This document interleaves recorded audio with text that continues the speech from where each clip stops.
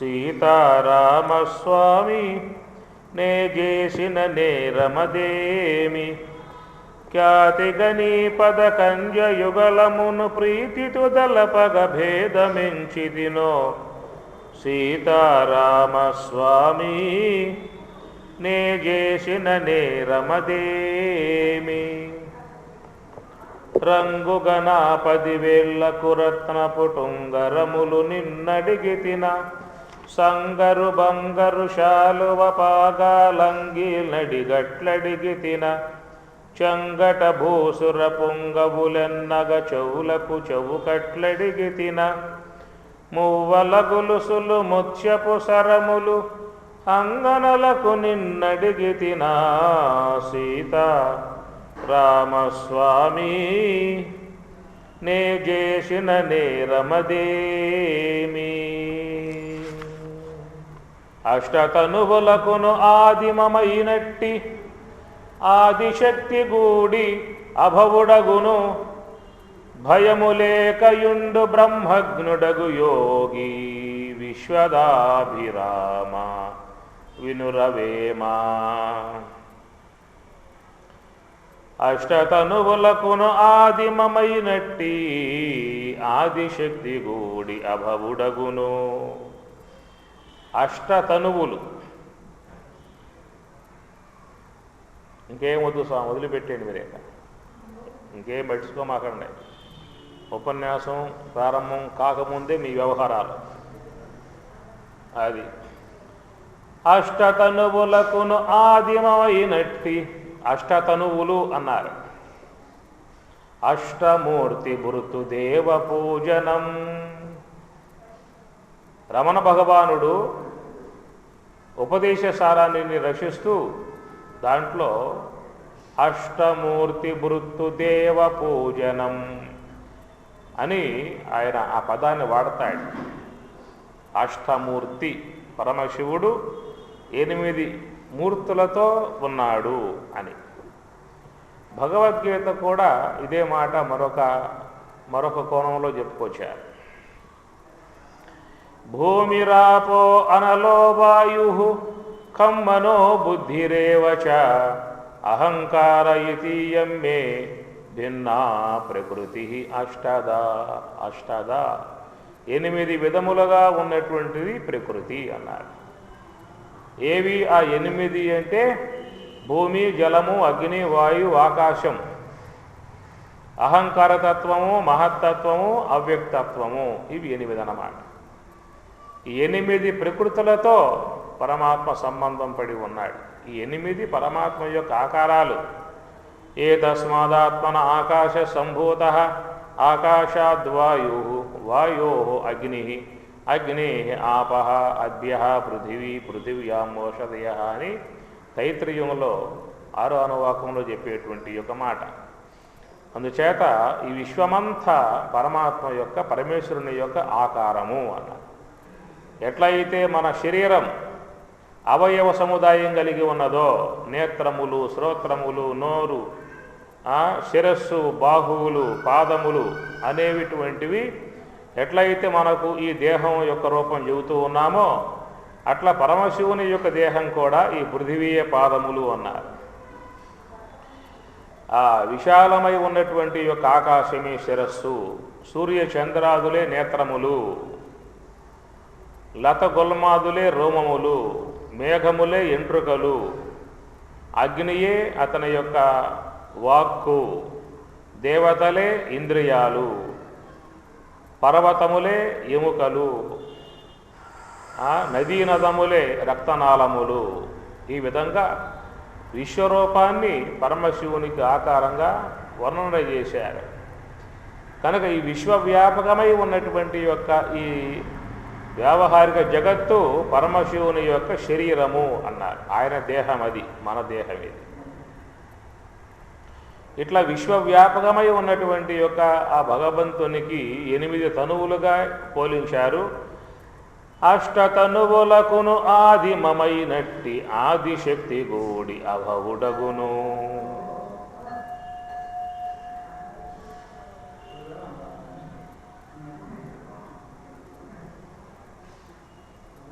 అష్టతనువులకును ఆదిమమైనట్టి, అష్టతనువులకు ఆదిమైనట్టి ఆదిశక్తి పరాశక్తి అన్నమాట.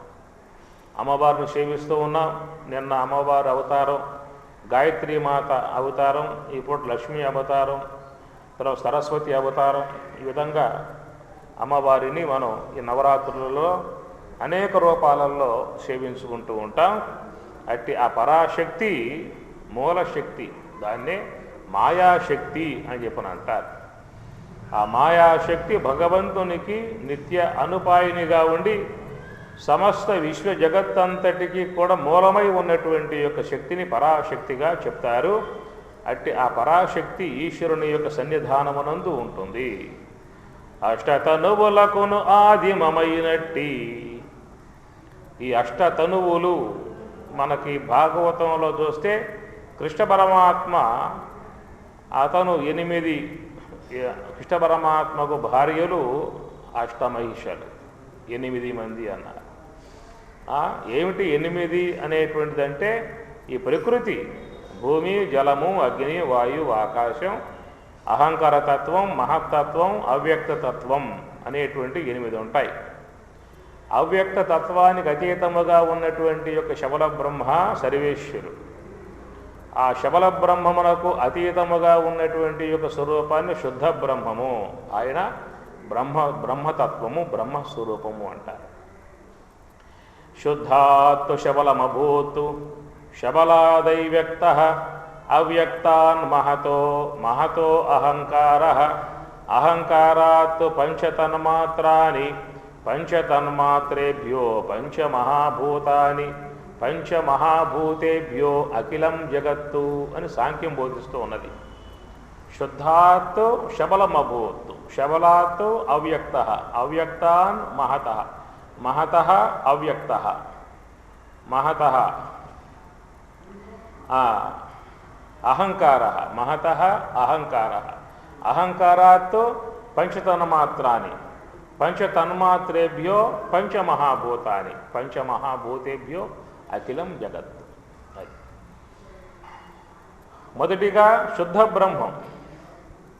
శుద్ధ బ్రహ్మ పరాత్పర రామ కాళాత్మక పరమేశ్వర రామ శేషశైల సుఖ నిద్రిత రామ బ్రహ్మాద్యమరా ప్రార్థిత రామ అని మనకు చక్కగా పాడతారు పరమాత్మను గురించి. శుద్ధ బ్రహ్మ పరాత్పర రామ, శుద్ధ బ్రహ్మము అంటారు. శుద్ధ బ్రహ్మము అది దాన్నే భగవంతుడు అన్నారు. బ్రహ్మమునే భగవంతుడు. ఏమన్నా పేరు పెట్టుకో.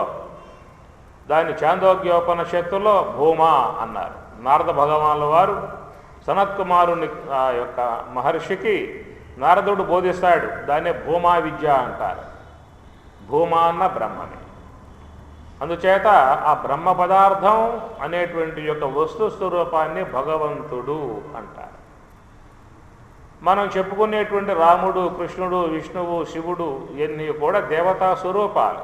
ఈ సమస్త విశ్వ పాలన చేసేటువంటి విధానంలో దేవతా స్వరూపాలు. బ్రహ్మ నిర్మాణం చేస్తాడు, విష్ణువు పోషణ చేస్తారు, పరమశివుడు లయింపజేస్తాడు. ఈ విధంగా అగ్ని, ఇంద్రుడు, వాయువు, యముడు ఎవరెవరు డ్యూటీలు వాళ్ళు నిర్వర్తిస్తూ ఉంటారు. అదంతా విశ్వ పాలన. దాన్ని ఏమంటారు? వరల్. జగత్తు అంతటికి కూడా పాలకులు వాళ్ళు. ఏ దేశంలోనైనా సూర్యప్రకాశం ఉండాలి, వాయువు ఉండాలి, అగ్ని ఉండాలి, జలం ఉండాలి. ఏ దేశానికి పోయినా ఇవన్నీ ఉంటాయి. అట్లాగా సమస్త విశ్వాన్ని పాలన చేసేటువంటి యొక్క దేవతామూర్తులు వీళ్ళందరూ కూడా. అయితే ఆ దేవత ఆ స్వరూపాలని ఎవరెవరు భక్తి కలిగి ఉంటారో ఆ దేవతా మూర్తుల మీద మరి భక్తి ఉంటుంది. కొంతమందికి అయితే కొంతమందికి విష్ణువుని సేవించే భావన ఉంటుంది. మరి కొద్దిమందికి శివుని సేవించే భావన ఉంటుంది. కొంతమంది అమ్మవారిని సేవిస్తారు, అయ్యప్ప స్వామిని సేవిస్తారు, ఆంజనేయ స్వామిని సేవిస్తారు. మరి వారి ఇష్ట దైవాలు, ఆరాధనా దైవాలు ఆరాధిస్తారు, సేవిస్తారు. ఆ దేవత అనుగ్రహముతో తమకున్నటువంటి సమస్యలు, బాధలు, దుఃఖములు అన్నీ పోగొట్టుకుంటారు. ఇట్లా దేవతారాధనని ఉపాసనా మార్గము అన్నారు. ఈ ఉపాసనా మార్గములో దేవతలను ఆరాధించి వాళ్ళు ఆ దేవతానుగ్రహముతో తనకున్నటువంటి సమస్యలు దుఃఖాలు పోగొట్టుకుంటారు. కానీ మోక్షం రావాలంటే మోక్షార్థం బ్రహ్మ విజ్ఞానం ఇది వేదాంత డిండిమహ అన్నాడు శంకరాచార్యుల వారు. మోక్షార్థం బ్రహ్మ విజ్ఞానం, నీకు మోక్షం రావాలంటే బ్రహ్మ విజ్ఞానం, బ్రహ్మతత్వాధ్యయనం చేయాలి. ఉపనిషత్తులు, భగవద్గీత, బ్రహ్మసూత్రములు ఇవన్నీ కూడా మోక్ష మార్గాన్ని బోధించేవిగా ఉంటాయన్నమాట. అందుచేత ఆ బ్రహ్మం, ఆ బ్రహ్మ పదార్థం మూలం కాబట్టి ఆ శుద్ధ బ్రహ్మము యొక్క స్వరూపం సచిదానందమై ఉన్నది. సత్తు చిత్తు ఆనందాత్మికమే బ్రహ్మము. సత్యం జ్ఞానమనంతం యో వేద నిహితం పురాణం యో వేద నిహితం సర్వాన్ కామాన్ ముస్తః అని తైత్రీయోపనిషత్తు శిక్షావల్లి బోధిస్తున్నది. బ్రహ్మవిత్తు ఆప్నోతి పరం. బ్రహ్మవిత్తు ఎవరైతే బ్రహ్మాన్ని గుర్తిస్తాడో పరం ఆప్నోతి, అట్టి బ్రహ్మవేత్త పరం ఆప్నోతి, బ్రహ్మాన్నే పొందుతున్నాడు. బ్రహ్మమును గుర్తించిన వాడు బ్రహ్మమునే పొందుతున్నాడు అన్నాడు. బ్రహ్మవిత్తు ఆప్నోతి పరం తదేశ అభ్యుక్త సత్యం జ్ఞానమనంతం. అట్టి ఆ బ్రహ్మం ఎట్లా ఉన్నది అంటే సత్యము జ్ఞానము అనంతమై ఆనందమై ఉన్నటువంటి యొక్క వస్తువును బ్రహ్మము అంటారు. అట్టి బ్రహ్మమే భగవంతుడు. లోకములో అందరూ కూడా అట్టి ఆ భగవంతునినే కోరుకుంటూ ఉన్నారు. ఈ లోకములో ఉన్నటువంటి సకల మానవులు సకల జీవులు అట్టి ఆ బ్రహ్మమును పొందటానికయ్యే ఉన్నారు. బ్రహ్మమును పొందాలి అన్నారు. ఏమిటా బ్రహ్మాన్ని పొందటం అని చెప్పనంటే, బ్రహ్మం అంటే ఏం చెప్పుకున్నాం? బ్రహ్మం ఎట్లా ఉంటుంది? తెల్లగా ఉంటుందా, నల్లగా ఉంటుందా, లావుగా ఉంటుందా, సన్నగా ఉంటుందా, ఎట్లా ఉంటుంది బ్రహ్మం? ఆ బ్రహ్మం విష్ణువులాగా ఉంటుందా, శివుడిలాగా ఉంటుందా, అమ్మవారిలాగా ఉంటుందా, అయ్యప్ప స్వామిలాగా ఉంటుందా, ఆంజనేయ స్వామిలాగా ఉంటుందా, ఎట్లా ఉంటుంది బ్రహ్మం? ఏం చెబుతారు? యతో వాచో నివర్తంతే అప్రాప్య మనసా సహా. మనస్సుకి వాక్కులకు అందేది కాదు. ఆ మనస్సుకి వాక్కుకు అధిష్టానంగా ఆ బ్రహ్మమే ఉన్నది. ఆ బ్రహ్మం లేకపోతే ఆ మనస్సు పనిచేయలేదు, ఆ వాక్కు పనిచేయలేదు. కనుక లోకంలో ఉన్నటువంటి సమస్త శరీరాలకు, సమస్త ఇంద్రియాలకు, సమస్త దేవతలకు మూలమై ఉన్న వస్తువు బ్రహ్మం. ఆదిత్యానాం అహం విష్ణు రుద్రానాం శంకరశాస్మి అంటూ దశమోధ్యాయం భగవద్గీత. విష్ణువులో నేనున్నాను, శివునిలో నేనున్నాను, రాముని యందు నేనున్నాను. వృష్ణీనాం వాసుదేవోస్మి, వృష్ణీ వంశంలో వాసుదేవుడు కృష్ణుడు, ఆయనలో నేనే ఉన్నా అన్నాడు. కనుక అందరిలో ఆ బ్రహ్మమే ఉన్నది. శివుని యందు, విష్ణువు యందు, కృష్ణుని యందు, రాముని యందు, నీ యందు, నా యందు, అన్నిట్ల యందు, పిపీలు కాదు బ్రహ్మ పర్యంతం కూడా ఆ బ్రహ్మమే వ్యాపకమై ఉన్నది. అంభోజాసనుడాదిగా కల తృణ పర్యంతంబు విశ్వాత్ముడై ఉండ ప్రోఢ విపుల స్తంభంబునందుండడే స్తంభాంతర్గతుడై ఉండుటకునే సందేహమున్ లేదు. నిర్ధంబత్వంబున నేడుగానవడు ప్రత్యక్ష స్వరూపంబునన్ అంటుంది భాగవతం. అంభోజాసనుడాదిగా గల తృణ పర్యంతంబు, బ్రహ్మదేవుని మొదలు తృణం, బ్రహ్మదేవుని మొదలు తృణ పర్యంతం గడ్డి పరక వరకు అంతా వ్యాపకమై ఉందాయా ఆ బ్రహ్మం అన్నాడు భాగవతకారుడు. కనుక అంతటా వ్యాపకమై ఉన్నటువంటి యొక్క వస్తువు భగవంతుడు. అట్టి ఆ భగవంతుడు ఎట్లా ఉంటాడు అనేటువంటి యొక్క మాటకు ఆనందమయోభ్యాసాత్తు అన్నది బ్రహ్మసూత్రం అన్నాడు వేదవ్యాసుల వారు. నువ్వు బ్రహ్మం అంటున్నావుగా, బ్రహ్మం ఎట్లా ఉంటుంది అని అడుగుతున్నావుగా, విను చెబుతా. బ్రహ్మం ఎట్లా ఉంటుందని చెప్పనంటే ఆనందమయోభ్యాసాత్ అన్నాడు. ఆనందమయ బ్రహ్మం అంటే ఆనందమయ, ఆనందం. బ్రహ్మం అంటే ఆనందం. లోకంలో ఆనందం వద్దు అనేవాడు చూపించండి. నాకు ఆనందం వద్దు ఉన్నారు అనేవాళ్ళు. నాకు దుఃఖం కావాలి అనేవాళ్ళు ఉన్నారు. ఆ దుఃఖం కావాలి, వేదన కావాలి, బాధలు కావాలి, రోగాలు కావాలి, సమస్యలు కావాలి ఉన్నారా? అడిగేవాళ్ళు ఏమంటారు? నాకు ఇవన్నీ వద్దు. ఆనందంగా ఉండాలి. అందుచేత లోకములో సకల మానవులు కూడా పరమాత్మను అపేక్షిస్తూ ఉన్నారు. ఆనందంగా ఉండాలి అని కోరుకోవటమే భగవంతునితో ఉండాలి అని కోరుకోవటం అర్థం. ఎట్లా ఆనందంగా ఉంటావు? భగవంతునితో ఉంటే ఆనందంగా ఉంటావు. భగవంతునికి దూరంగా ఉన్నావా ఏడుస్తూ ఉంటావు. ఇప్పుడు మనం ఏడుస్తూ ఉన్నామా ఆనందంగా ఉన్నామా? ఎట్లా ఉన్నాం?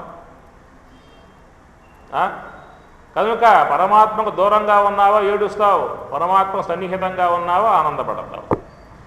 సుషుప్తి అవస్థలో ఉన్నావు కదా, సుషుప్తి అవస్థ నిద్రలో ఉన్నటువంటి వాళ్ళలో ఎవడైనా ఏడవగా చూశారా? జాగ్రత్త అవస్థలో ఉన్నవాళ్ళు ఏడుస్తూ ఉన్నారు, చూస్తున్నాం లోకంలో. మనం నిద్రావస్థలో పంపిద్దాం, 100 మందిని బుడుగు పెడదాం ఇక్కడే. సుషుప్తి అవస్థలో ఉంటారు కదా, ఎవరైనా ఏడవగా చూస్తారా? ఎవడు ఏడవ. అందువల్ల అంటే ఏడ్చేటువంటి యొక్క వ్యవహారం అక్కడ లేదు. ఏడ్చేది మనస్సు, ఆనందం పరమాత్మ. ఏడ్చేది మనస్సు. కనుక మనస్సు ఇంద్రియాలతో కలిసి ప్రపంచ వస్తువులతో కలిసి ఏడుస్తూ ఉంది ఎప్పుడు కూడా.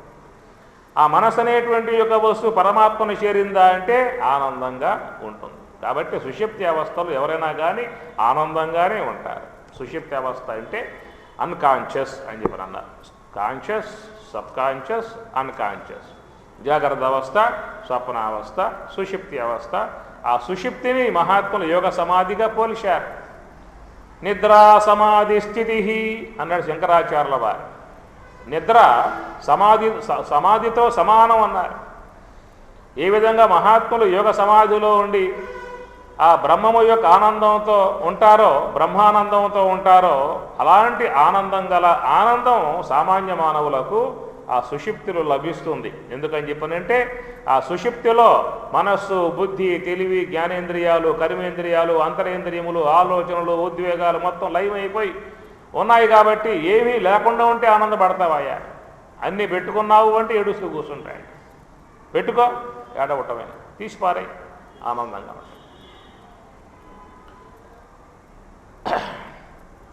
ఒక రోజున ఎవరో త్యాగరాయ స్వాముల వారు ఎక్కడో గాన కచేరీ జరిగింది.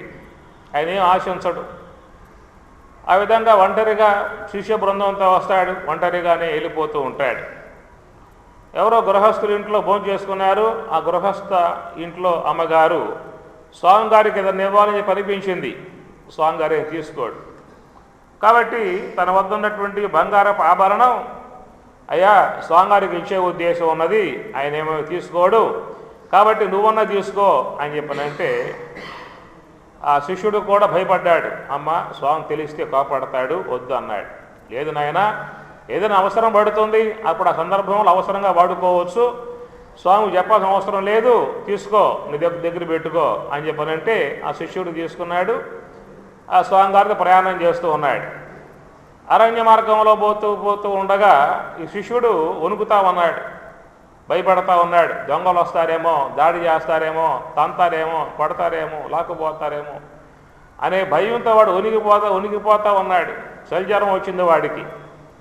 ఆ దృశ్యాన్ని స్వామిగారు చూశారు. ఏమిరా నీ వాలకం ఈ పూట ఇట్లా ఉన్నావని చెప్పి అడిగాడు. ఎప్పుడు సంతోషంగా ఆనందంగా ఉండేవాడివి, ఏమి ఈ పూట ఉనికిపోతావునో సజ్వరం వచ్చిన వాడిలాగా అని చెప్పి అడిగితే వాడు భయం అన్నాడు. ఏ భయానికి కారణం ఏంట్రా అని చెప్పి అడిగితే అమ్మగారు ఆభరణం ఇచ్చారు, బంగారపు ఆభరణం, దాన్ని దాచిపెట్టా అన్నాడు. ఏడ దాచావురా అని చెప్పానంటే నువ్వు కూర్చున్న ఆ పీట కొందని చెప్పాను అన్నాడు. పల్లకి, స్వామిగారు పల్లకి ఉంటుందిగా, ఆ పల్లకిలో కింద పెట్టాడు. తీరా అని చెప్పిన బయటికి తీశాడు. దాన్ని కాస్త అరణ్యంలో పారేశాడు స్వామిగారు, త్యాగరాయ స్వామిగారు. ఇప్పుడు ఏమంటావరా అని చెప్పని అన్నాడు. స్వామి నిర్భయంగా ఉంది, ఇప్పుడు పదన్నని చెప్పి అన్నాడు. పెట్టుకుంటే భయం, వదిలేవా నిర్భయం. అందుచేత జీవితంలో మనం ఈ దుఃఖాలకు కారణం కావటం ఏంటని చెప్పనంటే మన మనసు అనేటువంటి యొక్క వస్తువులో అన్ని పెట్టుకున్నాం కాబట్టి ఉనికిపోతూ ఉంటాం. అందుచేత అక్కడ బ్రహ్మము, శుద్ధ బ్రహ్మము అని చెప్పుకున్నాం కదా. ఆ శుద్ధ బ్రహ్మము అని చెప్పనంటే సమస్త వేదములు, ఉపనిషత్తులు, భగవద్గీత చేత కొనియాడబడేటువంటి యొక్క వస్తువే బ్రహ్మము. అది మీరు భగవద్గీత అధ్యయనం చేస్తే మీకు ఆ బ్రహ్మతత్వం ఏమిటో బాగా మనస్సుకి అవగాహన వస్తుంది. ఉపనిషత్తులను అధ్యయనం చేయగలిగితే బ్రహ్మజ్ఞానం బ్రహ్మతత్వావగాహన మనసుకి బాగా అనుభూతికి వచ్చే అవకాశం ఉంటుంది.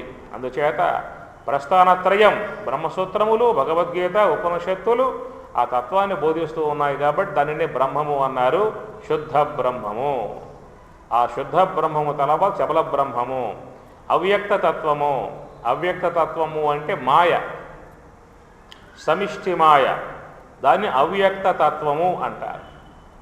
అవ్యక్తాత్ వ్యక్తయ సర్వాః ప్రభవంతి అహః ఆగమే రాత్రి ఆగమే ప్రలీయంతే తత్రైవ అవ్యక్త సంజ్ఞకే. గీత 8వ అధ్యాయం. అవ్యక్తాత్ వ్యక్తయ సర్వాః అహః ఆగమే రాత్రి ఆగమే ప్రలీయంతే తత్ర అవ్యక్త సంజ్ఞకే. బ్రహ్మదేవుని యొక్క పగటి కాలంలో ఈ విశ్వమంతా కూడా దేదీప్యమానంగా విరాజమానంగా ప్రకాశిస్తుంది, వ్యవహారం చేస్తుంది. ఎప్పుడైతే బ్రహ్మదేవునికి రాత్రి ఆగమే, రాత్రి సమయం వచ్చిందా అంటే ఈ విశ్వమంతా లయమైపోతుంది. అనగా భూమి జలములో జలం, అగ్నిలో అగ్ని, వాయువులో వాయువు, ఆకాశంలో ఆకాశం, అహంకార తత్వములో అహంకార తత్వం, మహత్తత్వంలో ఆ మహత్తత్వం అవ్యక్తత్వంలోకి వెళ్ళిపోతుంది. రాత్రియాగమే ప్రలీయంతే అవ్యక్త సంజ్ఞకే. అవ్యక్త తత్వంలోకి అవ్యక్తత్వం అంటే సమిష్టి మాయ. అవ్యక్త తత్వం అంటే సమిష్టి మాయ. దాని పేరు పెట్టారు ఏమని? అవ్యక్త తత్వము అన్నారు. కాబట్టి ఈ మెటీరియల్ అంత ఎక్కడుంటుంది అంటే సమిష్టి మాయలో ఉంటుంది. రాత్రి ఆగమే ప్రలీయంతే. అహహ పగటిపూట అంత వ్యవహారం ఉంటుంది, రాత్రి వచ్చిందా లయమైపోతుంది. ఇప్పుడు మనం ఉన్నాం పగటి సమయంలో వ్యవహారం చేస్తూ ఉన్నాం. మనకు కూడా ఇవన్నీ ఉన్నాయి, తత్వాలు ఉన్నాయి. కర్మేంద్రియాలు 5, జ్ఞానేంద్రియాలు 5, మనస్సు, బుద్ధి, చిత్తము, అహంకారం ఇవన్నీ ఉన్నాయి కదా. ఈ మొత్తం జాగ్రత్త అవస్థలో పనిచేస్తూ ఉన్నాయి. రాత్రి అయిందా, నిద్రావస్థకు ఉపక్రమించామా, ఆ నిద్రలో మొత్తం ఏమైపోతాయి? లయమైపోవట్లా. మొత్తం లయమైపోతాయా, నాశనం అయిపోతాయా? లయం కావటం అంటే అణిగి ఉంటాయి. అక్కడ సుషుప్తిలో అజ్ఞానంలో అణిగి ఉంటాయి. మళ్ళీ జాగ్రత్త అవస్థకు వచ్చాము అంటే మొత్తం బయటకు వచ్చేస్తాం. మొత్తం బయటకు వచ్చేస్తాం. మళ్ళా తిరిగి జ్ఞానేంద్రియాలు, కర్మేంద్రియాలు, అంతరేంద్రియములు, గుర్తులు, మమకారములు, మోహములు, నావి ఇవన్నీ కూడా మొత్తం బయటకు వచ్చేస్తాయి. నిన్న ఎవరికైతే నువ్వు 1000 రూపాయలు అప్పించావో ఆ గుర్తు అది కూడా బయటకు వస్తుంది. ఆ గుర్తు పోయింది అనుకో, ఇప్పుడేమవుతుంది? 1000 రూపాయలు పోయినట్లేక. అది గుర్తు వచ్చింది కాబట్టే పొద్దునే పోతావు, అయ్యో నా డబ్బు ఇవ్వమని చెప్పని అంటావు. కనుక లోన ఏవైతే ఉన్నాయో మొత్తం అట్లాగే బయటకు వచ్చేస్తాయి. అందుచేత ఇది నిత్య ప్రళయం, అది మహాప్రళయం, లయమైపోతుంది. అది బ్రహ్మ యొక్క రాత్రి సమయం, ఇది మన యొక్క రాత్రి సమయం. ఇది వ్యష్టి జగత్తు, అది సమిష్టి జగత్తు, అది లయమైపోతుంది. ఎప్పుడు అంటే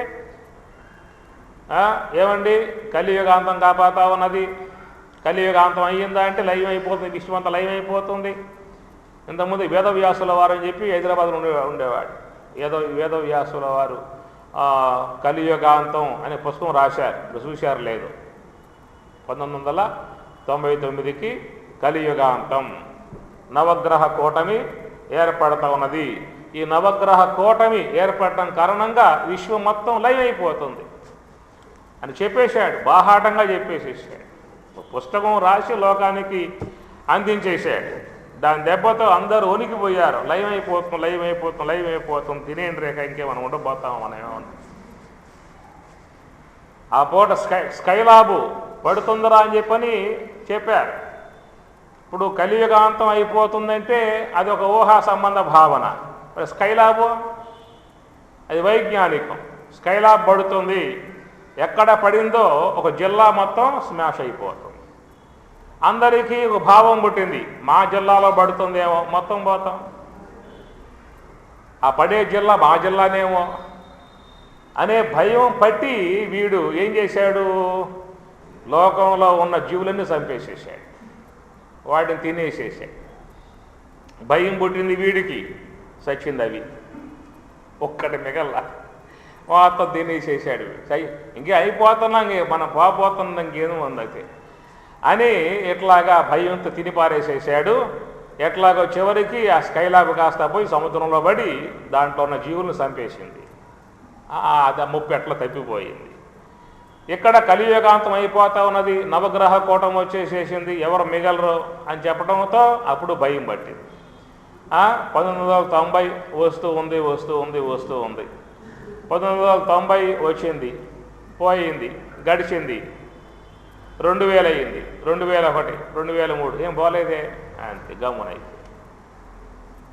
ఇప్పటికి చాలామంది కూడా బ్రహ్మకుమారి వాళ్ళు చెబుతున్నారు కలియుగాంతం కాబోతుంది, క్రైస్తవులు వాళ్ళు చెబుతున్నారు కలియుగాంతం కాబోతుంది. మన ఊహలకు అందేటువంటిది కాదు, దాని లెక్క దానికి ఉన్నది, ఆ లెక్క ప్రకారం అవుతుంది తప్ప నీ ఊహ ప్రకారం ఏం కాదు. ఈశ్వరుడు నిర్ణయం కావాలి, నీ నిర్ణయం అవుతుందా, నీ ఊహలు. మొన్నేదో ఆ మధ్య తోకసొక్క ఒకటి వస్తూ ఉన్నది, ఈ భూమిని కొట్టేస్తుంది, బద్దలైపోతుంది, ఎవరో మిగలరు అన్నారు. ఆ తోకసొక్క రాని వచ్చింది, ఏదో ఒక దర్శనం ఇచ్చింది, అట్లా మెరుస్తూ మెరుస్తూ మెరుస్తూ అది వెళ్ళిపోయింది. విశ్వమంతా పరమాత్మ యొక్క అధీనంలో ఉన్నది, ఆయన ఆజ్ఞతో ప్రవర్తిస్తూ ఉంటుంది. భీషాస్మాత్ వాతః పవతే భీషోదేతి సూర్య భీషాస్మాత్ అగ్నిశ్చ వాయుశ్చ. ఆయన ఆజ్ఞ, నీ యొక్క శాసనమా, నీ రచన, నీ ఇల్లు నువ్వు కట్టుకున్నావు. నీ ఇంట్లో పూజా మందిరం ఎక్కడ ఉండాలో, వంటశాల ఎక్కడ ఉండాలో, బెడ్రూమ్ ఎక్కడ ఉండాలో, కిచెన్ రూమ్ ఎక్కడ ఉండాలో, అది నీ ప్లాన్, నువ్వు కట్టుకుంటావు. మరి విశ్వమంతా ఆయన ప్లాన్ కాబట్టి నీ ఇల్లు నువ్వు కొట్టేసుకుంటావు, ఆయన ఇల్లు ఆయన కొట్టేసుకుంటాడు. ఎప్పుడు కొట్టేసుకోవాలి అది ఆయన నిర్ణయం, నువ్వు నిర్ణయం కాదు, నీ ఊహల కాదు, అదేం అందదు. శాస్త్రం అయితే చెప్పిన మాట ఏంటంటే, అయ్యా ఈ సృష్టి మొత్తం లయం కావాలని చెప్పానంటే సహస్రయుగ పర్యంతత్ అహహ బ్రహ్మణః విదుః రాత్రిం యుగ సహస్రాంతాం తేహో రాత్రి విదో జనాః. ఇది గీతాశాస్త్రం చెప్పినటువంటి యొక్క మాట. ఏమని? సహస్రయుగ పర్యంతతు, సహస్రయుగాలు. సహస్రయుగాలంటే కృత, త్రేత, ద్వాపర, కలి, ఈ 4 చేరి ఒక మహాయుగం అవుతుంది. అర్థమైందా? కృత, త్రేత, ద్వాపర, కలి, ఈ 4 యుగాలు చేరితే ఒక మహాయుగం. ఇలాంటి మహాయుగములు సహస్ర అన్నాడు, 1000 గడవాలి. సహస్రయుగ పర్యంతతు అహహ బ్రహ్మణః విదుః. కాబట్టి ఆ బ్రహ్మదేవునికి ఈ 1000 మహాయుగాలు అహహ ఒక పగలన్నాడు. రాత్రిం యుగ సహస్రాంతం, రాత్రి కూడా 1000 మహాయుగాలు.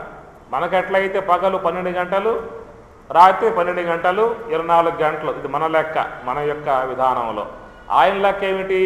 సహస్రయుగ పర్యంతతు, 1000 మహాయుగాలు అయ్యిందాకా ఆయన యొక్క పగలు అట్లాగే ఉంటుందన్నమాట. అది కాబట్టి 1000 మహాయుగాలు అని చెప్పన్నప్పుడు రేపు కాబోయేటువంటి కలియుగం అంతం ఎన్ని అవుతున్నప్పుడు ఆ లెక్క చూడాలి, అది ఎట్లా ఉందో. ఆ 1000లో ఇదెన్నో చూసుకోవాలి. కాబట్టి కలియుగం పోయిందో అనుకోండి, మన కృతయుగం వస్తుంది. కృతయుగం, త్రేతాయుగం, ద్వాపరయుగం, కలియుగం, మళ్ళీ కృతయుగం, త్రేతాయుగం, ద్వాపరయుగం, కలియుగం, మళ్ళీ కృతయుగం, త్రేతాయుగం, ద్వాపరయుగం, కలియుగం. ఇలాంటి 1000 గడిస్తే కదా లయం అయిపోయేది. ఎప్పుడై 1000 అవుతాయి? కలియుగం ఆరంభమయ్యే ఇప్పుడు మనకి ఎన్ని ఏండ్లు అయింది అంటే 5000 ఏళ్ళు అయ్యింది. 32,000 4,32,000 కలియుగం. 4,32,000 కలియుగం. ఇప్పుడు కలియుగం ఆరంభమయ్యి 5,000 ఏండ్లే అయ్యింది. 4,32,000లో 5 తీసేయండి, ఎన్ని ఉన్నాయి చెప్పండి? 4,20,27. ఎందుకు భయం? ఇంకా ఎంత ఉండంగా ఎన్నిసార్లు సావాలి, ఎన్నిసార్లు పుట్టాలి, అప్పుడే అయ్యిందా మన కథ ఏమన్నా? సరేనయ్యా, ఈ 1000 మహాయుగాలు అయిపోయాయి అనుకో. ఒకవేళ సహస్రయుగ పర్యంతతో చెప్పాను భగవద్గీతలో, ఈ 1000 మహాయుగాలు అన్నీ అయిపోయాయి. దాంతో కలియుగం అయిపోవడంతో విశ్వం మొత్తం లైవ్ అయిపోయింది.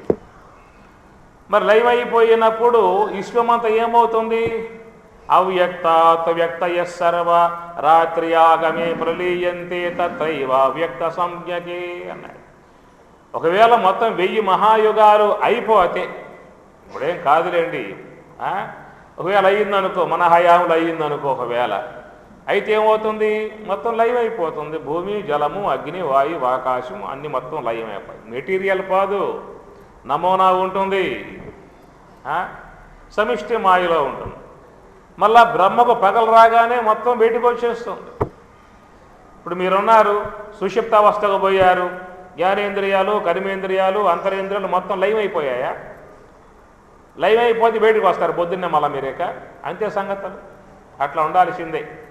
కాబట్టి మళ్ళీ బయటికి వస్తున్నావు అంటే లోన ఉన్నాయి, విశ్రాంతి తీసుకున్నాయి, లోన అవ్యక్తంగా ఉన్నాయి, అవ్యక్తం నుంచి మళ్ళా వస్తూ ఉన్నాయి.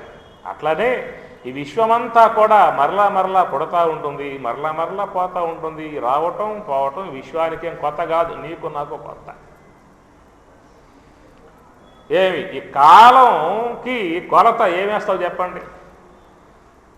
ఈ భూమి చుట్టూ కొలత వేసాడు, భూమిని కొలిశాడు. ఎట్లా మనం పొట్టకు కొలత వేసుకుంటామో భూమి చుట్టూ కొలత వేసాడు, లెక్కలు కట్టాడు. ఏ కొలతని కాలానికి ఎప్పుడు ఈ కాలం ఆరంభమైంది, ఎప్పుడు దాకా ఉంటుంది ఈ కాలం? అనంతకాలం. అనంతకాలాన్ని కొలతలు లేవు, అనంతంగా సాగిపోతూ ఉంటుంది. అనంతకాలంలో ఈ సమస్త బ్రహ్మాండాలన్నీ కూడా ఎన్నిసార్లు పుడతాయో, ఎన్నిసార్లు లైవ్ అయిపోతాయో చెప్పేదే లేదు. మనం ఎన్నిసార్లు ఇంతవరకు పుట్టామో, ఎన్నిసార్లు లైవ్ అయిపోయామో చెప్పేది లేదు. అనంతంగా సాగేటువంటి కాల పరిణామము అని చెప్పి అన్నారు. అందుచేత అవ్యక్తము అనబడేటువంటి యొక్క దాని యందు విశ్వమంతా కూడా నిక్షిప్తం చేయబడుతుంది.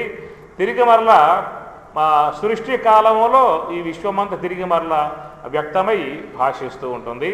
అవ్యక్తాత్ వ్యక్తయ, వ్యక్తం నుంచి అవ్యక్తానికి, అవ్యక్తం నుంచి వ్యక్తానికి వస్తూ ఉంటుంది. ఈ విధంగా జరిగేటువంటి వ్యవహారం అంతటికి మూల కారణం అవ్యక్త తత్వము అంటారు.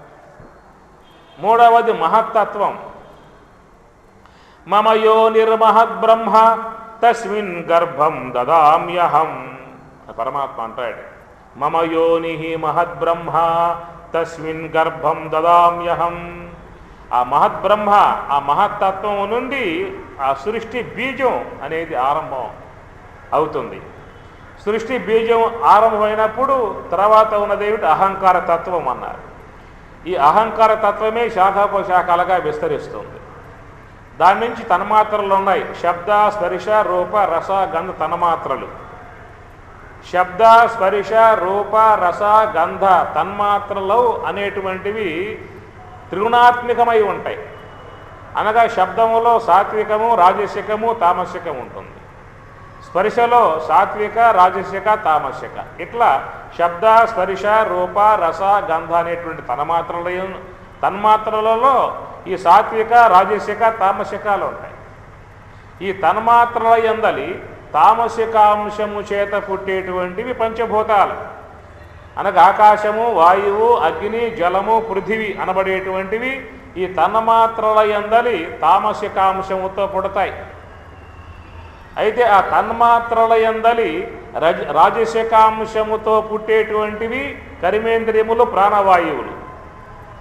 ఈ తన్మాత్రల యందలి సాత్వికాంశముతో పుట్టేటువంటివి జ్ఞానేంద్రియములు, అంతరేంద్రియము, మనస్సు, జ్ఞానేంద్రియాలు సాత్వికాంశముతో పుడతాయి.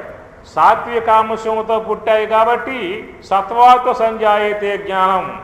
సాత్వికాంశం ఏమిటి? తెలుసుకోవటం. రజోగుణాంశం ఏమిటి? క్రియ, పని చేయటం. తమో గుణాంశం ఏమిటి? కేవలం పదార్థముగా ఉండటం. తామసికమై ఉన్నటువంటి యొక్క వస్తువులలో తెలుసుకోవటం ఉండదు, క్రియా విధానం ఉండదు. ఈ లోకములో ఉన్నటువంటి యొక్క పంచభూతాలన్నీ కూడా తామసిక విధానాలు కాబట్టి క్రియా విధానం ఉండదు. జలము, అగ్ని, వాయువు, ఆకాశం పదార్థాలుగా ఉంటాయి. ఆ పదార్థాలను మనం వాడుకుంటూ ఉంటాం. ఈ గోడ మాట్లాడుతుందా? ఈ పీట మాట్లాడుతుందా? ఆ కుర్చీ మాట్లాడుతుందా? జడ పదార్థాలు.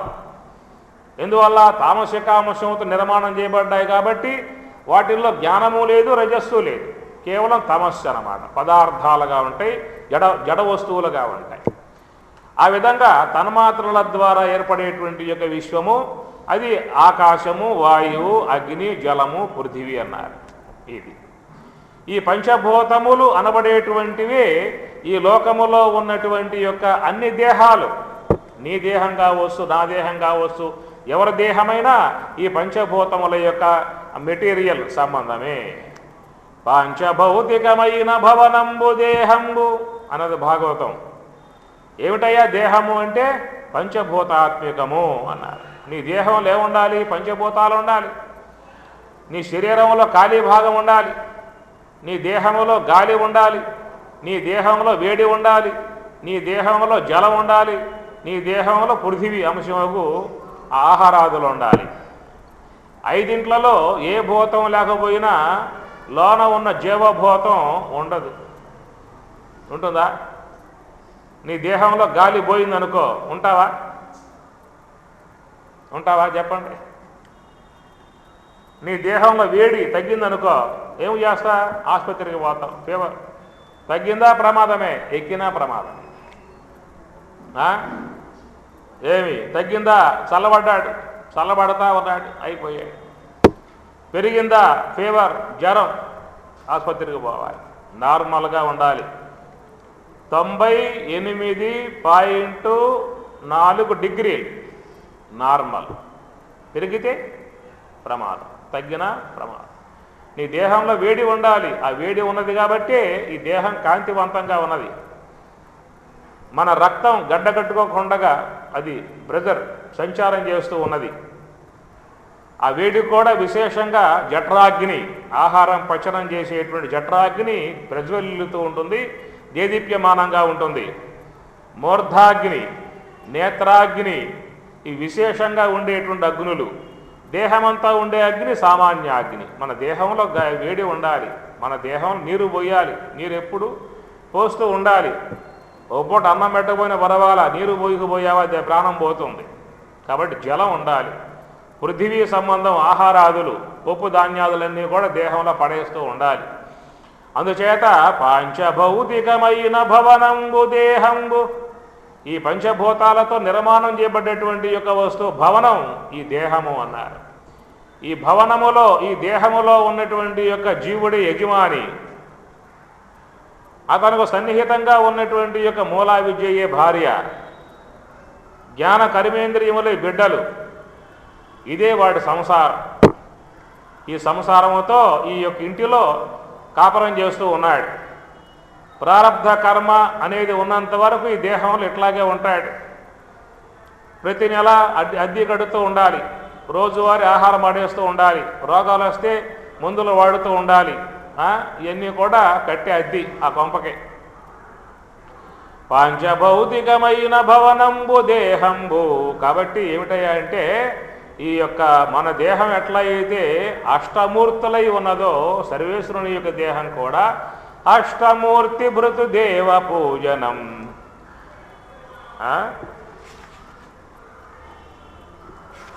ఎక్కడ?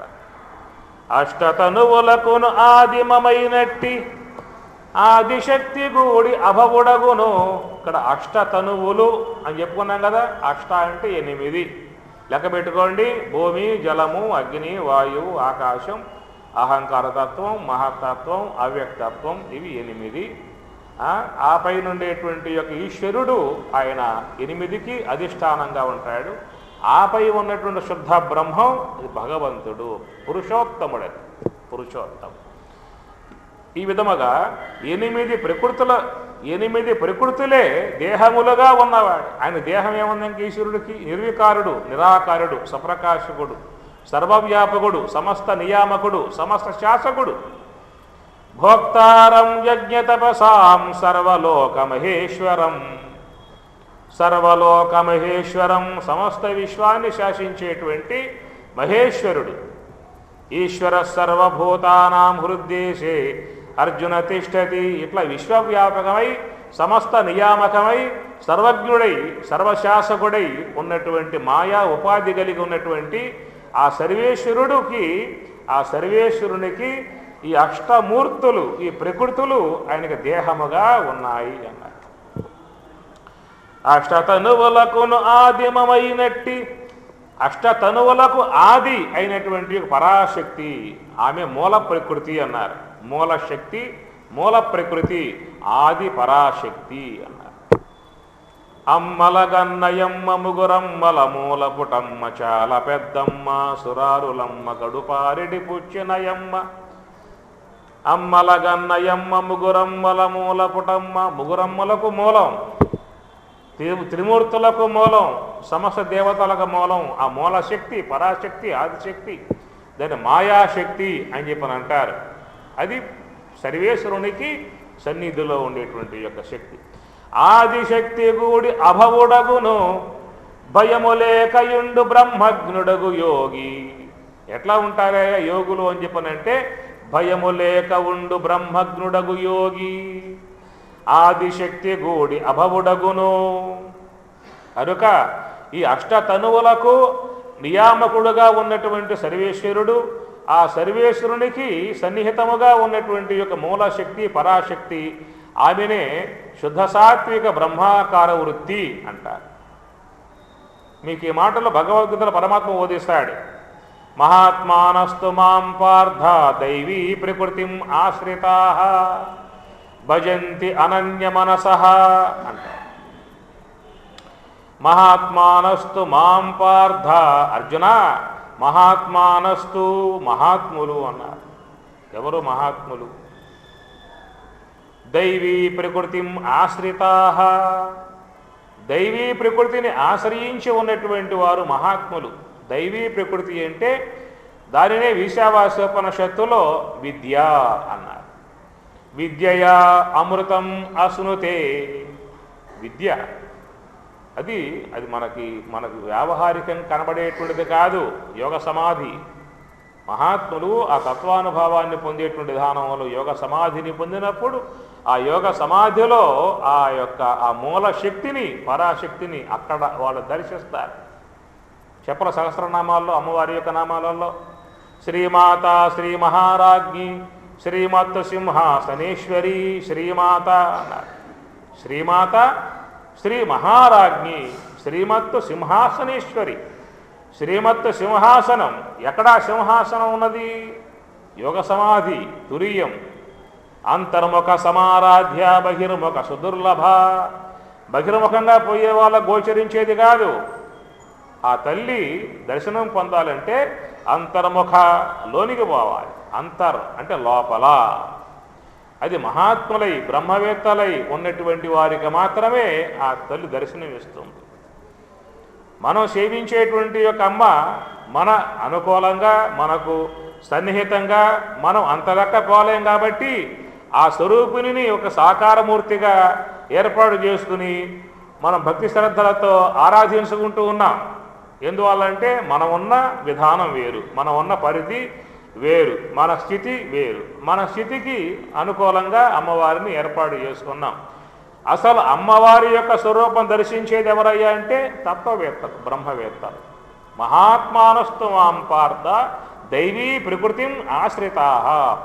ఆ మహాత్ములు యోగ సమాధి ద్వారా ఆ దైవీ ప్రకృతిని ఆశ్రయించి ఉంటారు.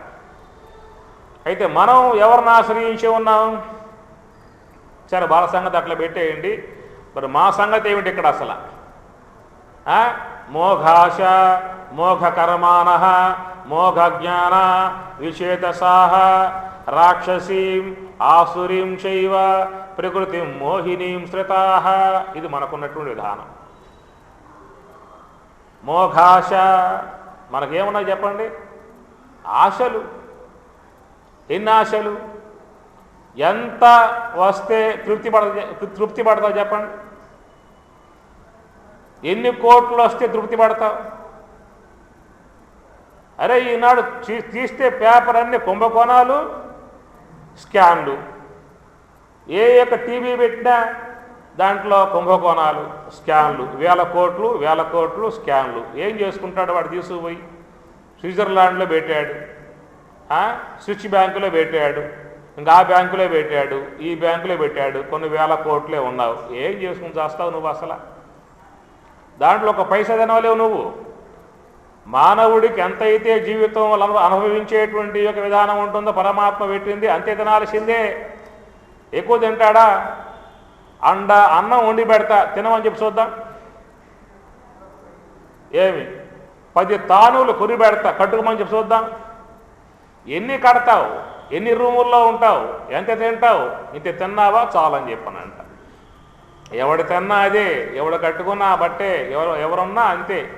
కాబట్టి మానవుడు ఏదో ఆశ అనేటువంటి యొక్క దాని లోనైపోయి ఉన్నటువంటి జీవితం అంతా పాడు చేసుకోవడమే కానీ వాడి జీవితంలో పొందబోయేదేమీ లేదు. వాడి ఆశ మోఘాశ, పరమాత్మ అక్కడ పేరు పెట్టాడు. ఆశ అని చెప్పి అనలా, మోఘాశ అన్నాడు. మోఘ అంటే వ్యర్థ ఆశలు వాడు. కాబట్టి ఉన్న కాలాన్ని పరమార్థంగా వినియోగించుకోవాలి. వ్యావహారిక వస్తువులు అవసరమే, ఇల్లు అవసరం, భర్తకు భార్య ఉండాలి, భార్యకు భర్త ఉండాలి, బిడ్డలు ఉండాలి, సంపదలు ఉండాలి. పరిమితం. ఆ పరిమితంలో జీవించగలిగితే నీ జీవితం నవ్యంగా, భవ్యంగా, సవ్యంగా, సుఖ విధానంగా ఉంటుంది. కొంత సమయాన్ని మనం భగవద్ధ్యానంలో వినియోగించుకోవచ్చు. ఉన్న సమయమంతా ప్రపంచ వస్తువుల కోసంగా వినియోగించినట్లయితే నువ్వు ఎందుకు వచ్చావు లోకంలోకి? ఏం చేసుకోను వచ్చావు? వచ్చాడు పోయాడు, రాను వచ్చాడు పోను పోయాడు. ఎందుకు వచ్చాడు అది తెలుస్తావదు వాడికి. మోఘాశ మోఘ కర్మాణ, మోఘాశ అని పరమాత్మ అంటాడు. ఆశాపాశ శతై బద్ధా కామక్రోధ ఫలాపరాయణా ఈహంతే కామభోగార్థం అన్యాయేన అర్ధ సంశయాన్. పరమాత్మ గీతలో అంటాడు ఆ మాట. ఆశాపాశ శతై బద్ధా, ఎన్ని ఆశలయ్యా అంటే వాడికి? శతై అన్నాడు. శత అంటే 100. శతేన శతాభ్యాం శతై, బహువచనం వాడాడు దాన్ని, ఏకవచనం వాళ్ళ. శతేన అంటే 100, శతేన శతాభ్యాం 200, శతై 100, 100 ఆశలు వీడికి. ఆశాపాశ శతై బద్ధా కామక్రోధ పరాయణా ఈహంతే కామభోగార్థం. ఈహంతే ఈ లోకంలో ఉన్నటువంటి కామాలు భోగించే ఉద్దేశం గలవాడై అన్యాయేన అర్ధ సంశయాన్, అన్యాయ మార్గంలో పోతూ ఉన్నాడు, సంపాదిస్తూ ఉన్నాడు, భోగాలు భోగిస్తూ ఉన్నాడు, పోతూ ఉన్నాడు. ఈ విధంగా జీవితం అంతా కూడా ఆశ అనేటువంటి యొక్క పిశాచానికి లోనైపోయాడు అన్నాడు నారాయణ శతకంలో. ఆశా పిశాచి పట్టి వైరాగ్య వాసనల చేరనివదు కాశి పెట్టుచునున్నది నేనేమి చేయుదును నారాయణ. ఆశా పిశాచి పట్టి, ఆశ అనేది ఓ పెద్ద పిశాచి అన్నాడు. మోఘాశ మోఘ కర్మాణ, మోఘ కర్మలు, వ్యర్థ కర్మలు, దైవ సంబంధమై ఉండవు, సాత్విక సంబంధమై ఉండవు. తనకు సుఖాన్ని పొందింపజేసేవిగా, శాంతిని పొందింపజేసేవిగా, సద్గతిని పొందింపజేసేవిగా, భగవత్ప్రాప్తిని పొందింపజేసేవిగా అలాంటివి ఉండవు. తాను చేసే కర్మలు తననే బంధించేవిగా ఉంటాయి. ఆ సాలె పురుగు, పట్టు పురుగు ఆ పట్టు చుట్టూ అల్లుకొని అల్లుకొని అల్లుకొని చివరికి ఏమవుతుంది? ఆ పట్టులో చిక్కుబడి మరణిస్తుంది. అట్లా మనం కూడా మోఘ కర్మాణ, వ్యర్థ కర్మలు చేసి ఆ కర్మల యొక్క లంపటంలో మునిగిపోయి ఆ కర్మలే వీడిని బాధిస్తాయి, ఆ కర్మలే కట్టేస్తాయి, ఆ కర్మలే పాపాన్ని సమకూరుస్తాయి. ఆ కర్మలలో తగులుకొని చివరికి ఆ కర్మ స్వరూపుడుగానే దాంట్లో అయిపోతూ ఉన్నాడు. మోఘాశ మోఘ కర్మాణ మోఘ జ్ఞాన, వ్యర్థ జ్ఞానం. పను జ్ఞానం ఏమైనా సంపాదించుకుంటున్నాడా అని చెప్పానంటే ఏమిటయ్యా జ్ఞానం? లోకములో ఉన్నటువంటి జ్ఞానం అంతా కూడా జ్ఞానం అనేటువంటిదిగా పిలువబడేటువంటి పెద్ద జ్ఞానం అనుకుంటున్నాడు. జ్ఞానం అని చెప్పని జ్ఞానం అనే బోర్డు, జ్ఞానం అనేటువంటి పేరుతో పిలువబడేటువంటి అజ్ఞానం.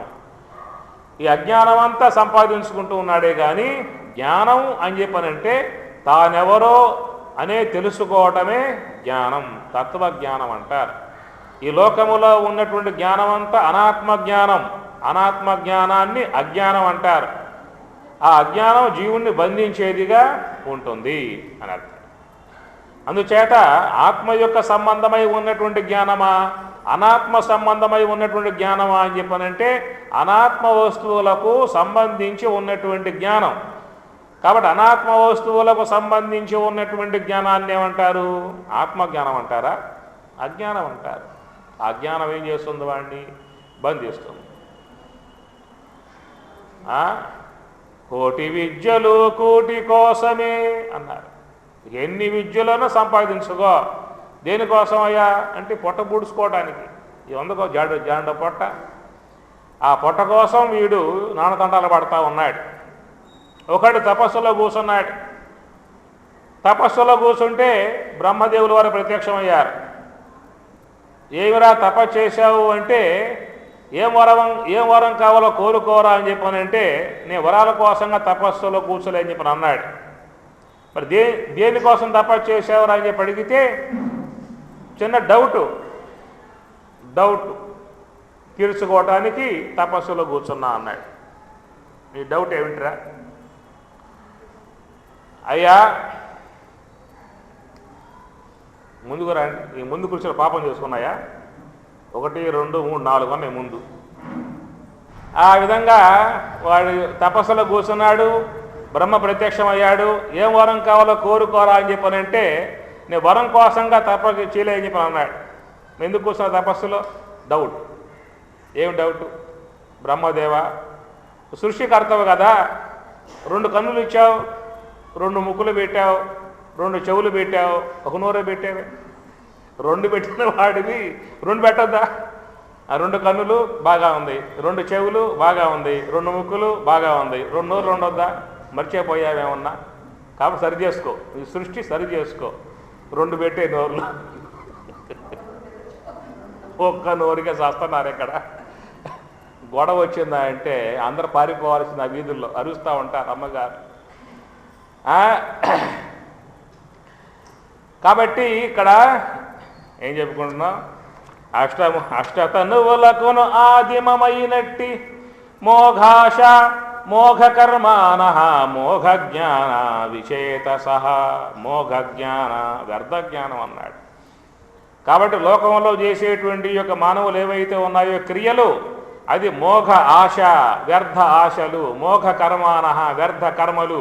మోఘ జ్ఞాన నువ్వు సంపాదించుకున్న జ్ఞానం అంతా వ్యర్థ జ్ఞానం. ఏదో పూట కొట్టుకుపోతుంది. ఎన్నో తిన్న రాబందు ఒక్క దెబ్బతో పోయింది. నీకు ఎన్ని జ్ఞానాలున్నా మృత్యు దేవత దెబ్బ కొట్టిందా అంటే మొత్తం బాధ.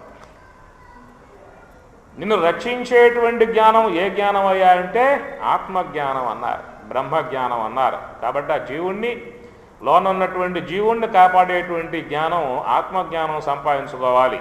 లోకజ్ఞానం సంపాదించుకో. నీ యొక్క వ్యవహారం కోసంగా, నీ సంపాదన కోసంగా, నీ ఉద్యోగమో సద్యోగమో ఏదైనా చేసుకో. సంపాదన కోసమేక ఏ జ్ఞానం అయినా 50,000 వస్తాయి, 1,00,000 రూపాయలు వస్తాయి. అమెరికా పోతే 3 లక్షలు ఇస్తారు, 5 లక్షలు ఇస్తారు. ఎన్ని వచ్చినా బ్యాంకులో పడాల్సిందే. పోయి నెంబర్లు మాత్రం నీ వద్ద ఉంటాయి. నీ వద్ద బ్యాంకు నీ దగ్గర డబ్బు ఉన్నదో అంతా బ్యాంకుల్లో ఉండాల్సిన డబ్బు అంతా కూడా. ఒకవేళ పక్క వాళ్ళకి ఇచ్చినా వాడు బ్యాంకులో వాడేస్తాడు, వాడికి ఇచ్చినా వాడు బ్యాంకులో వాడేస్తాడు. నెంబర్లు మాత్రం చూసుకోవాల్సిందే. ఒక ఆశ ఎన్ని కూడా పరమాత్మ అన్నాడే, మోఘాశ మోఘ కర్మాణ మోఘ జ్ఞాన ఇవన్నీ ఉన్నాయన్నాడు. ఎందువల్ల ఉన్నాయ్యా అని చెప్పి అడిగితే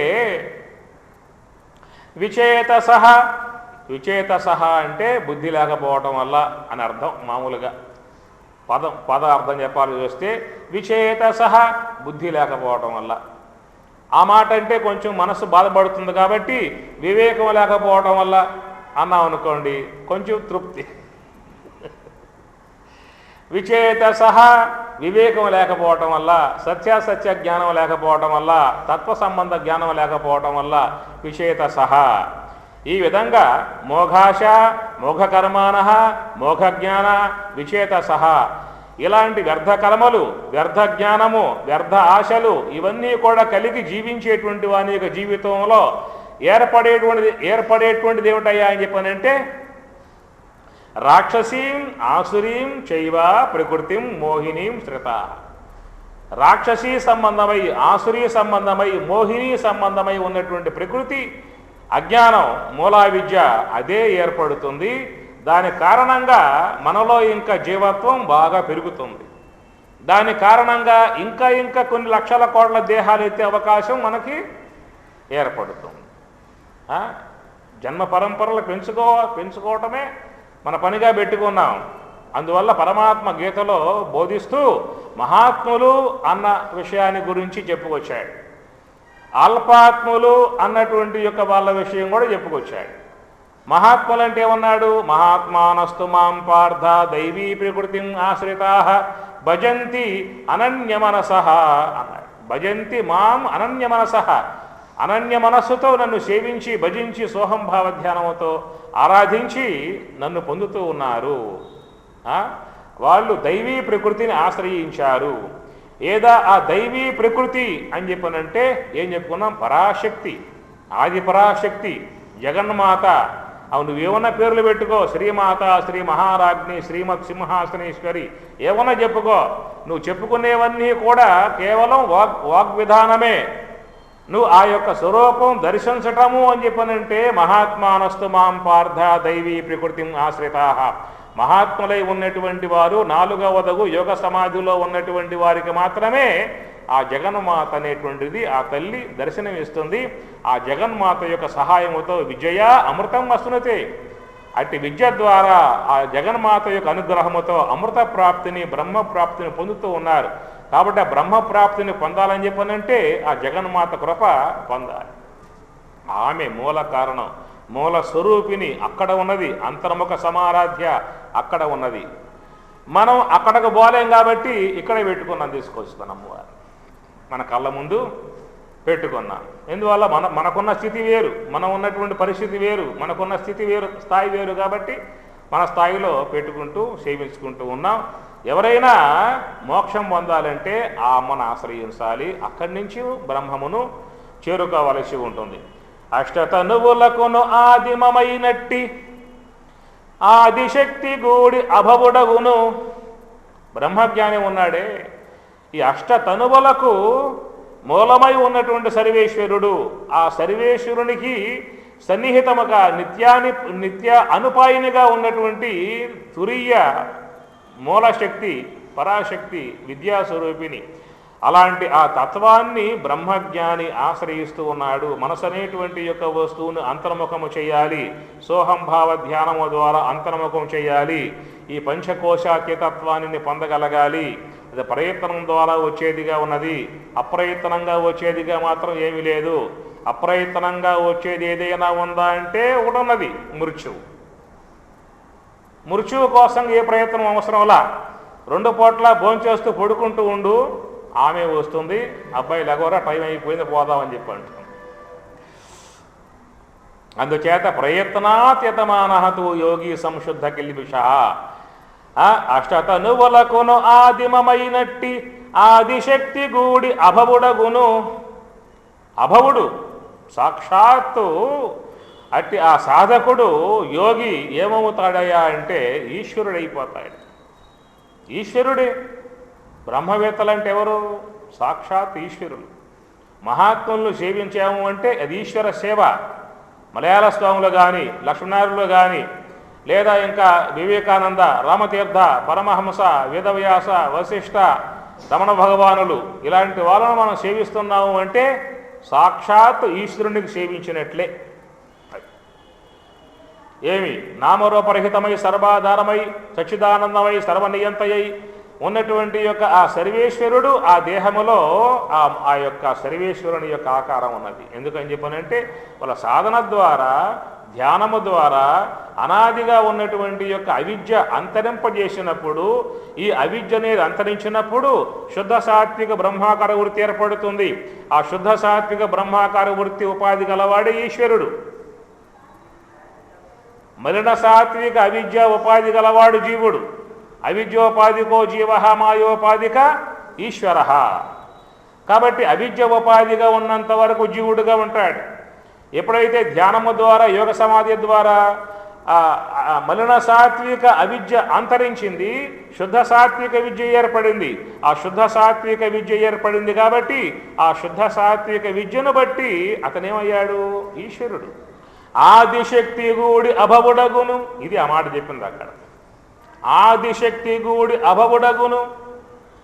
ఎవరు? ఈ సాధకుడు తన యొక్క అంతర్ముఖ ప్రయాణం ద్వారా అవిద్యను అంతరింప చేయగా ఏ యొక్క మూలశక్తి ఉన్నదో ఆ విద్యాస్వరూపాన్ని పొందినప్పుడు ఆయన పరమశివుడే.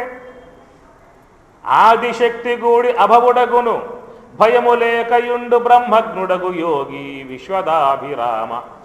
అలాంటి ఆ స్థితిని పొందినప్పుడు అతడికి ఏ భయము ఉండదు. అభయం సత్వ సంశుద్ధి జ్ఞానయోగ వ్యవస్థితి. పరమాత్మ అన్నమాట. జ్ఞానయోగ వ్యవస్థితి. ఆ జ్ఞానయోగములో యోగ సమాధిలో ఉన్నటువంటి వాడికి అభయం సత్వ సంశుద్ధి. సత్వ సంశుద్ధి అది శుద్ధ సాత్విక బ్రహ్మాకార వృత్తి అనేటిదిగా చెప్తారు. కాబట్టి ఈ లోకములో ఉన్నటువంటి యొక్క మానవ సముదాయం అంతా కూడా మలిన సాత్విక అవిద్య ఆవరణం కలిగి ఉన్నారు. తత్వవేత్తలు శుద్ధ సాత్విక బ్రహ్మాకార వృత్తి యొక్క విద్యాస్వరూపముతో విద్యతో వాళ్ళు ఉన్నారు. యోగ సమాధిలో ఉన్నటువంటి వాళ్ళంతా కూడా విద్యతో ఉన్నటువంటి వారు. మీకు ఈ మాట ఉత్తర గీతలో పరమాత్మ ఒక మాట వాడతాడు. దాంట్లో ఉత్తర గీతలో మాట వాడతాడు. పుటద్వయ వినిర్ముక్త వాయుర్ ఎత్ర విలీయతే తత్ర సంస్థం మనఃకృత్వా తం ధ్యాయేత్ పార్థ ఈశ్వరం. చాలా గొప్ప మాట ఇది. పుటద్వయ వినిర్ముక్త, ఏ యొక్క శ్వాస అయితే ఈ నాసా పుటముల నుంచి సంచారం చేస్తూ ఉన్నదో ఈ సంచారం చేసేటువంటి యొక్క ఈ హంసను, ఈ సోహమును, ఈ అజపానామ గాయత్రి, ఈ శబల బ్రహ్మ స్వరూపాన్ని వాయు ఎత్ర విలీయతే అన్నాడు. అనగా ఈ యొక్క ధ్యానములో ఉన్నప్పుడు ఏమవుతుందని చెప్పనంటే ఎంతెంత మనస్సు నిశ్చలమవుతుందో, స్వామి కొంచెం ఆగండి, ఎంతెంత మనస్సు నిశ్చలమవుతుందో ఆ నిశ్చలమయ్యే కొద్దీ శ్వాస కూడా ఆగుతూ ఉంటుంది. ధ్యానం యొక్క సంబంధ విషయం. అది ధ్యానం చేయకపోతే వాళ్ళకి అనుభవానికి వచ్చే విషయం కాదు. ప్రశాంత మనసం జ్ఞానం యోగినం సుఖం ఉత్తమం. ఎవరి మనస్సు అయితే ప్రశాంతమవుతుందో, నిర్మలమవుతుందో, నిశ్చలమవుతుందో, శుద్ధమవుతుందో, అంతర్ముఖమవుతుందో ఆ మనస్సు అంతర్ముఖం అయ్యే కొద్దీ ఈ శ్వాస కూడా ఆగిపోతుంది. వాయు ఎత్ర విలీయతే, పుటద్వయ వినిర్ముక్త వాయు ఎత్ర విలీయతే, బయటికి వచ్చేటువంటి యొక్క ఈ శ్వాస ధ్యానంలో ప్రవేశించినప్పుడు ఎక్కడైతే ఈ శ్వాస పోయి లయమవుతున్నదో వాయు ఎత్ర విలీయతే, ఆ లయమయ్యేటువంటి యొక్క స్థలమే సుషుమ్నా స్థలం అన్నారు. అదే బ్రహ్మరంధ్రం. సుషుమ్నా అన్నా, బ్రహ్మరంధ్రం అన్నా, మోక్షద్వారం అన్నా, కైవల్య మార్గం అన్నా, భ్రువోర్మధ్యే ప్రాణం ఆవేశ్య సంయక్కు సహాతం పరం పురుషం ఉపయతి దివ్యం. గీత 8వ అధ్యాయం. భ్రువోర్మధ్యే ప్రాణం ఆవేశ్య, భృగుటి మధ్యంలో ప్రాణవాయువుని ప్రవేశింపజేస్తూ ఉన్నారన్నాడు. తం పరం పురుషం ఉపయేతి, తం అట్టివాడు పరం పురుషం, పరం పురుషుని ఉపయేతి పొందుతున్నాడు అన్నాడు పరమాత్మ 8వ అధ్యాయంలో. కనుక వాయు ఎత్ర విలీయతే, ఎక్కడైతే ఆ శ్వాస పుట్టేటువంటి స్థలము సుషుమ్నాలో లయమవుతుందో తత్ర సంస్థం మనఃకృత్వ, ఆ లయమయ్యేటువంటి యొక్క శ్వాస లయమయ్యేటువంటి యొక్క స్థలములో మనసును పెట్టగలిగితే తం పార్థ ఈశ్వరం, తం అట్టి ఆ స్థితి ఈశ్వరం, అది ఈశ్వర స్థితి అని చెప్పనన్నాడు. సాక్షాత్ పరమశివుడై ఆ మహాత్ముడు బ్రహ్మజ్ఞాని ఉంటాడు. ఆదిశక్తి గూడి అభవుడగును భయము లేక ఉండు బ్రహ్మజ్ఞుడగు యోగి. అట్టి జ్ఞానికి జీవితంలో భయం ఎందుకు ఉంటుంది? దేహమే నేను అనుకునేటువంటి వాడికి భయం, కానీ నేను బ్రహ్మమునై ఉన్నాను, బ్రహ్మమే తానై నేను బ్రహ్మమునై ఉన్నాను అని చెప్పి అనుకోవడం కాదు. బ్రహ్మమే, బ్రహ్మవేద బ్రహ్మైవ భవతి. ఆ బ్రహ్మమే జ్ఞానస్వరూపుడై. మలయాళ స్వాములు సామాన్యం చెప్పండి, అక్కడ గోగర్భం పోయి 12 ఏళ్ళు తపస్సు చేశారంటే సామాన్యం అని చెప్పండి. అందుకున్నాడు, ఆ తత్వం అందుకున్నాడు. అలాంటి వాడు నిర్భయుడు. మళ్ళా రమణ భగవానుల వారు అరుణాచలం వెళ్ళాడు, ఆ గుహలలో కూర్చున్నాడు. ఆ దేహాన్ని క్షేమలు బట్టి, తేళ్లు బట్టి కుట్టి తిని పారేసిన ఆయన లెక్క చేసుకోవాలా. మనస్సు మాత్రం అంతర్ముఖం చేసి ఆ తత్వానుభవాన్ని పొంది రమణుడు రమణ మహర్షి ఈ లోకానికి వచ్చాడు. అది వాళ్ళ యొక్క స్థితి. ఎవరికైనా కానీ కాక, ఎవరైనా కానీ కాక ఆ మార్గంలో పయనించాల్సి ఉంటుంది. అజ్ఞానం కర్మవాసనలో పోగొట్టుకోవలసి ఉంటుంది. ఆ రెండు పోగలిగితే జీవత్వం అంతరిస్తుంది. జీవత్వం పోతే జీవో బ్రహ్మైవ నాపరః. ఓం సహనావతు సహనౌ భునక్తు సహ వీర్యం కరవావహై तेजस्विनावधीतमस्तु मा विद्विषावहै। ओम शांति शांति शांति।